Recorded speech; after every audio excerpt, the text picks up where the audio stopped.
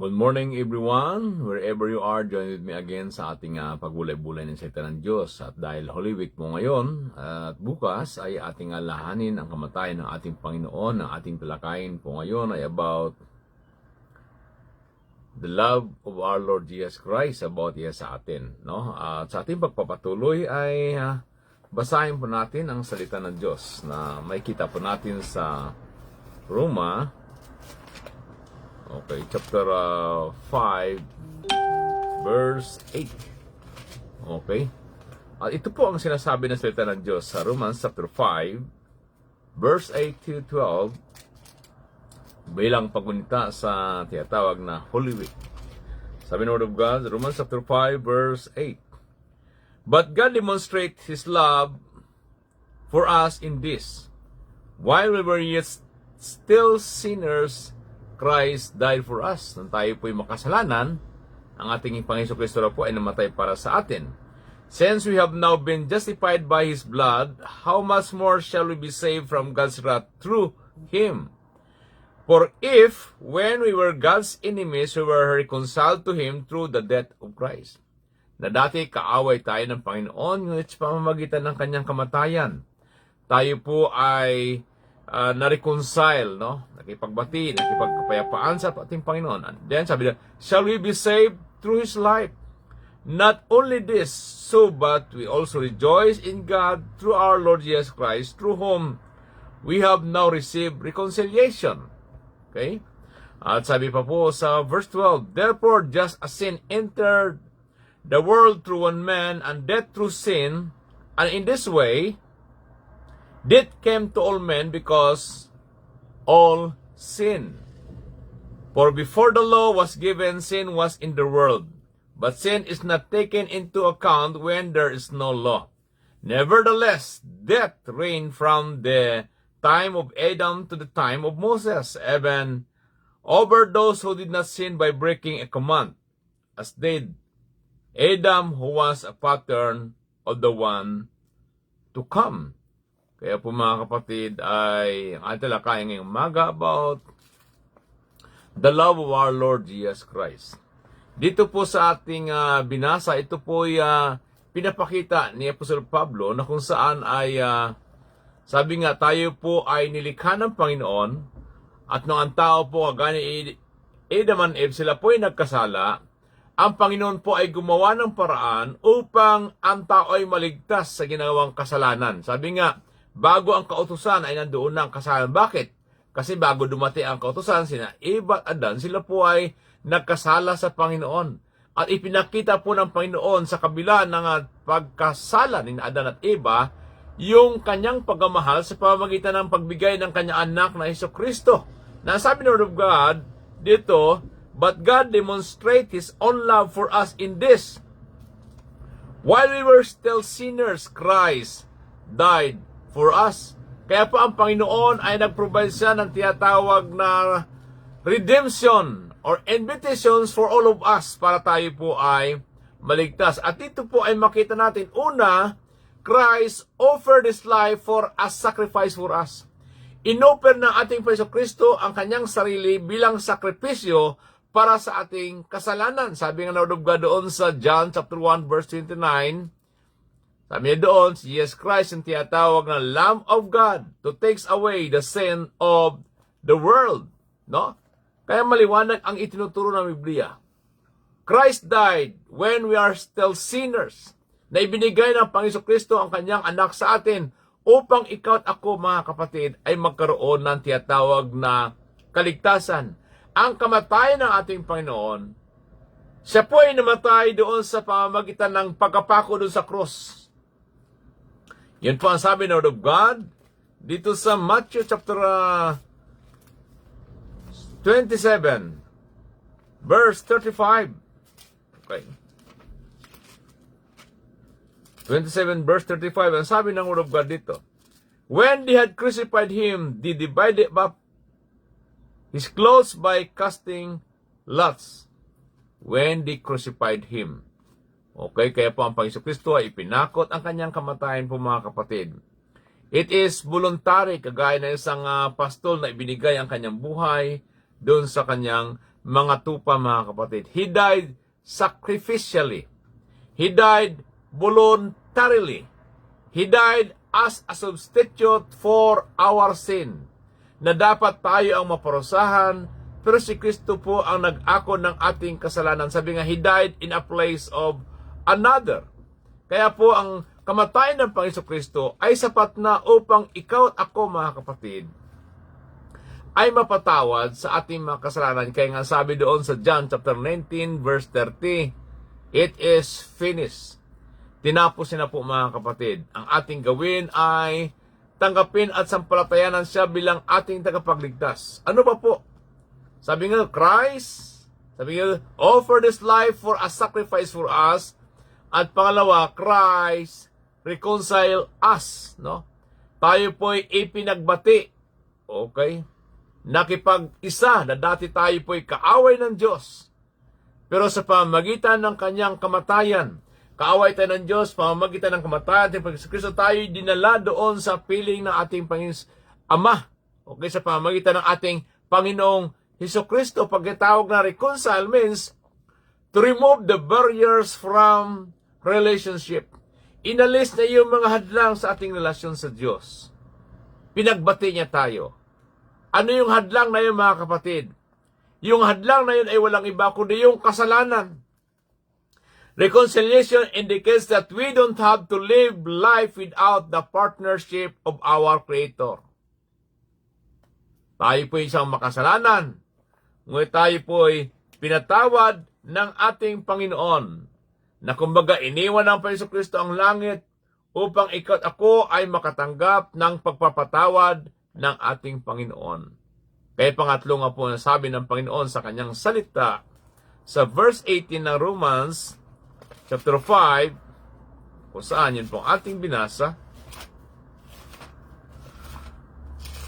Sabi ng Word of God, Romans 5, verse 18, sabi ng Word of God, consequently, just as the result of one trespass was condemnation for all men, so also the result of one act of righteousness was justification that brings life for all men. For just as through the disobedience of the one man, many were made sinners, so also through the obedience of the one man, the many will be made righteous. Sa pamamagitan ng pagsuway na sino isang tao na yun, wala iba kundi si Adam po, mga kapatid. Bakit si Adam ang itinuturo? Sapagkat responsibilidad niya, kanyang asawa, na hindi niya naturuan, hindi niya na-disciple, na siya sumuhay, kaya siya po'y damay din po, mga kapatid. Kaya sa pamamagitan ng tinatawag na kamatayan ng Panginoon Kristo, ayon sa salita ng Diyos, sabi niya dito, tayo na po ay justify, pinawalang sala. Nang ibig sabihin, no, na kung saan ay halimbawa may isang judge, okay, may isang lawyer dito, okay, na ang sabi ng judge, okay, ang taong ito ay napawalang sala na dahil may nagbayad ng kanyang kasalanan. Okay. Na dapat tayo ang magbayad, mga kapatid. But because of Christ, He paid for our sins and justify us that we are not guilty. Pagkatawag na justified, ang ibig sabihin, sabi nga, just as I never sinned. Kagaya isang tao na tila baga hindi siya nagkasala. Sapagkat ang ating Panginoon Kristo po ang naging tinatawag na substitute sa ating mga kasalanan. Na yun po ang sinaturo ng Biblia sa 2 Corinthians chapter 5 na ipinapangaral ni Apostol Pablo. Okay? Na siya nagdala ng ating mga kasalanan. Sabi ng Biblia sa 2 Corinthians chapter 5 verse 21, ang sabi ng Word of God, God made Him who had no sin to be sin for us, so that in Him we might become the righteousness of God. Okay? Dinala niya ang lahat ng ating mga kasalanan. Sa Old Testament po, mga kapatid, pag ikaw ay nagkasala, ang ginagawa nila, nag-offer sila ng mga animals, yung mga walang batik, walang kapintasan. Pagkatapos, yun po ang kinakatay at ang dugo noon ay symbolize na yun po ang pinambayad ng kasalanan ng mga tao. Okay? Pero ang ating Panginoon Kristo, one time lamang po siya na namatay At ang kanyang kamatayan ay sapat na upang ikaw at ako, mga kapatid, ay makatanggap ng tinatawag na pagpapatawad ng ating Panginoon. God judged our sin by taking upon Himself the judgment we deserve. Ang Panginoon ang umako ng ating mga kasalanan. Kaya nga po ang ating Panginoon si Kristo ay tinatawag na He is our Redeemer, our Savior, mga kapatid. Diba? Kaya ngayong Holy Week, ating alahanin ang ginawa ng Panginoon Kristo sa ating mga buhay. Yes, na tayo dapat ang maparusahan, pero inako ng Panginoon ang kaparusahang iyon upang ikaw at ako ay makatanggap ng kapatawaran. Mga kapatid, mahal tayo ng Panginoon. Kaya ngayong Holy Week na ito, ating pagbulay-bulayan ang kamatayan ng ating Panginoon. Gaano mang kalaki ang iyong kasalanan, sabi ng iba, kasing laki man ang barko yan. Ang pagkapatawad ng Diyos ay kasing laki ng karagatan. Ang nais lamang ng Panginoon sa bawat isa sa atin, tayo po ay magsisi sa ating mga kasalanan. Repent from our sins.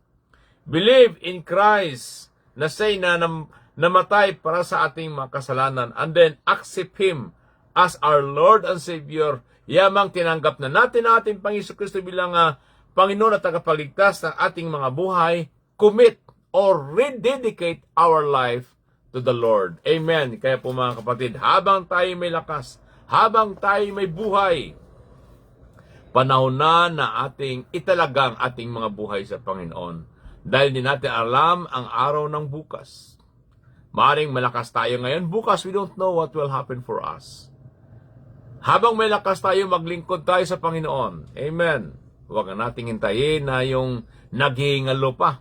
Okay? Bago tayo lumapit sa Diyos. Kaya nga po mga kapatid, ating alahanin ang ginawa ng ating Panginoon sa Kristo. Tayo'y nireconcile niya. Tayo'y pinatawad niya. Tayo'y tinubos niya sa ating mga kasalanan na hindi natin kayang bayaran, at ang Panginoon ang nagtubos, ang nagbayad sa ating mga kasalanan. Kaya nga po mga kapatid, hindi po biro ang naranasan ng ating Panginoon Kristo. Alam niyo ba yung sabi ng iba, yung inilagay sa kanyang ulo na tinik ay hindi biro yon. Sabi nga, umaabot sa 1 to 6 inches, hindi nang nilagay, kundi talagang, nung nilagay yun, pati bungo niya ay talagang naapektuhan, no? At kung bilangin daw po yung tinatawag na latay sa kanyang katawan, umaabot ng 5,466. Tapos, ibininta lamang sa ni Judas sa halagang 30 silver. Di ba? Ganun ka baba ang pagkakilala sa Panginoon. Salamat sa kamatayan ng Panginoon. Nagkaroon tayo ng tinatawag na redemption. O talagang niredeem niya tayo, inalis niya tayo sa kasalanan. Nagkaroon tayo ng tinatawag na salvation. No, kaligtasan. At nagkaroon din po tayo ng tinatawag na hindi na tayo under doon sa tinatawag na damnation, yung tinatawag na kaparusahan. Kundi mahal tayo ng Panginoon, kaya tayo po mga kapatid. Amen. Anong mga pagsubok, anong mga problema, alahan natin na ginawa ng ating Panginoon sa krus. At siyempre, kagaya ng sinabi ko kanina, na kung saan, anong ating gawin upang matanggap ito. Una ay repent from our sins. Believe in Christ, our Lord and Savior. Accept Him as our Lord and Savior. And pang-apat ay commit yourselves to follow Him. Magkatawag na commit, ibig sabihin sumunod na po tayo sa Panginoon. Amen? Kaya ngayong umaga tayo po ay darako sa ating pananalangin habang ating inaalala itong tinatawag na Holy Week. Yes, pagbulay-bulayan natin ang ginawa ng ating Panginoon Kristo. Amen? Yes, kaya kung ano man makasalanan natin, isuko natin sa Panginoon. Ihingi natin ang tawad sa Panginoon. At ang Panginoon natin ay handang magpatawad sa bawat isa sa atin. Tayo'y manalangin. Ama, sa pangalan ni Jesus, kami po ay nagpapasalamat sa iyong mga salita. Sa mga paalala mo kung gaano mo kami kamahal, Panginoon. Nung kami makasalanan pa, Panginoon, ikaw ay gumawa ng hakbang upang kami matubos sa aming mga kasalanan. Kaya sa oras na ito, o dakilang Diyos, yes, O God, sa mga kapatid namin dyan na hindi pa nakakilala sa Panginoon, mga kapatid, ating aminin ang ating mga kasalanan, pagsisihan natin ang ating mga kasalanan, at tanggapin natin si Kristo na siyang ating tagapagligtas, at patuloy nating paglingkuran ng ating Panginoon, mga paalam mo sa amin, O God. Lord, we pray sa mga kapatid namin ngayon. Ano po ang kanilang naranasan? Ano po mga challenges na kanilang kinakaharap? In Jesus' name, O God, matugunan ang kanilang mga pangailangan. We pray, Lord, sa mga may sakit. We pray for your miracles and healing. Yes, O God, sa mga kapatid namin na mga may sakit, Panginoon, kagaya ni Rodel Manggaya, Panginoon, isa sa mga pamangkin namin, O God, na nakahiga rin sa kanilang sakit. We pray for your miracles and healing. Aking mga kapatid, Panginoon, si Fernan at si Arman, we pray, Lord, for your miracles and healing sa kanila, O God. At sa mga kapatid namin, O God, kagaya ni Alfred Romual, O God, Lord, we pray for your miracles and healing sa kanya. Pagilingin mo sila sa kanilang mga karamdaman, Panginoon, in Jesus' name. At gawin po, Lord, sa mga prayer request ng mga anak, O God, na may mga sakit, O God, patuloy mo silang pagalingin, O God, in Jesus' name. Kay Kyle, O God, pagalingin mo siya sa kanilang mga sakit sa pangalan ni Jesus. Kina Leo Cerveza, Lord, pagalingin mo sila, Panginoon. Kay Pastor Alijo, God, we pray sa kanilang mga cancer, pagalingin mo sila, Kyle, pagalingin mo sila, Panginoon. Yes, O God, at gawin po, Lord, kay Stermina, na ngayon ay general check-up niya, Lord, sa Sunnybrook Hospital. We pray for your miracles na maging maayos ang kanyang kalusugan. Yes, O God, Stermerna Sanchez, Lord, kiniklim na ng kagalingan sa kanila, kay Raji Forto, Panginoon. Yes, in Jesus' name, kay Pastor Lolo Pamilara, sa kanyang CS, goiter at diabetes, Lord, pagalingin mo po sila.